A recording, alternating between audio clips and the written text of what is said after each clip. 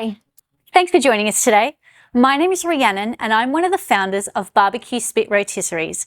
Today I'm going to answer one of the most common questions we get from our customers, which is what is the quickest way to light charcoal? Now the quickest way to light charcoal is using a Flaming Coals charcoal starter wand. Using one of these, you'll have your charcoal ready to go in just under 5 minutes. The first thing you need to do is bunch your charcoal in a pyramid in the base of the barbecue.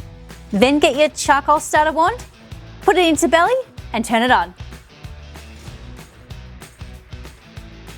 In a matter of seconds, you'll get an initial spark. Once you have that initial spark, just draw the charcoal starter wand out of the fire a little bit and turn on the intense fan.